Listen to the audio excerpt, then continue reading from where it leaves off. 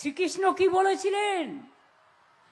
শ্রীকৃষ্ণের উপদেশে বলেছিলেন, শ্রীকৃষ্ণ পরমহংসদেব বলেছিলেন, শ্রীকৃষ্ণ পরমহংসদেব বলেছিলেন, শ্রীকৃষ্ণ পরমহংসদেব বলেছিলেন, কি বলেছিলেন?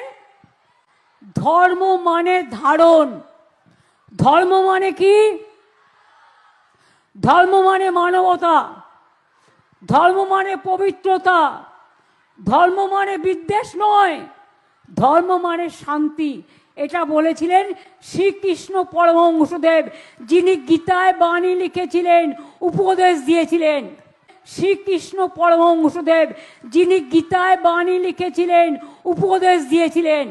শ্রীকৃষ্ণ পরমহংসদেব, যিনি গীতায় বাণী লিখেছিলেন, উপদেশ দিয়েছিলেন। যারা গীতা নিয়ে গীতাকে অপমান করেন তাদের বলি, ওরে উন্নয়নের পাঁচালীকে নিয়ে তুই ওটাকে চাচালি করছিস, যায় আসে না। কোনোদিন পড়েছ পাঁচালী?